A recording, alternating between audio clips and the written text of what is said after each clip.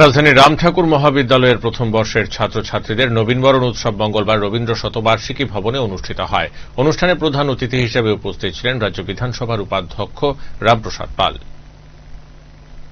নতুনকে বরণ করে নেওয়ার অনুষ্ঠান হল নবীনবরণ। প্রতিটি মহাবিদ্যালয়ে প্রতিবছর এ উপলক্ষে বিশেষ অনুষ্ঠানের আয়োজন করা হয়।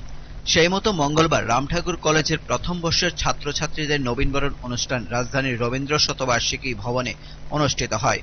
অনুষ্ঠানের উদ্বোধন করেন প্রধান অতিথি তথা রাজ্য বিধানসভার উপাধ্যক্ষ রামপ্রসাদ পাল। উপস্থিত ছিলেন বিধায়িকা মীনা রানী সরকার, টিআইডিসির চেয়ারম্যান নবাদল বণিক, শিক্ষা দপ্তরের অধিকর্তা এনসি নাথ সহ অন্যান্যরা। অনুষ্ঠানে বক্তব্য রাখতে গিয়ে রাজ্য বিধানসভার উপাধ্যক্ষ রামপ্রসাদ পাল নবীনবরণ অনুষ্ঠানের প্রাসঙ্গিকতা তুলে ধরেন। কলেজের নতুন ছাত্রছাত্রীদের ডিসিপ্লিন মেনে এগিয়ে চলার পরামর্শ দেন তিনি। অনুষ্ঠানে রামঠাকুর কলেজের ছাত্রছাত্রীরা বিভিন্ন সাংস্কৃতিক অনুষ্ঠান পরিবেশন করেন। কলেজের নবাগত ছাত্রছাত্রীদের অভিনন্দন জানান শিক্ষা অধিকর্তা সহ টিআইডিসির চেয়ারম্যান নবাদল বণিক।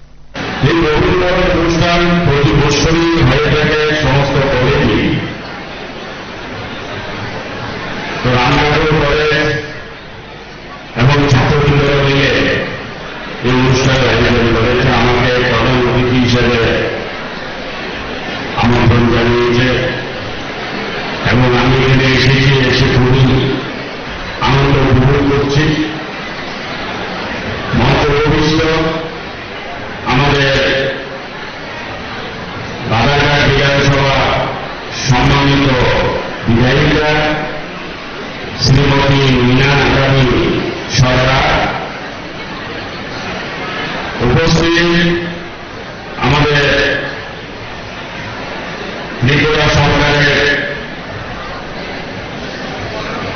টিআইডিসি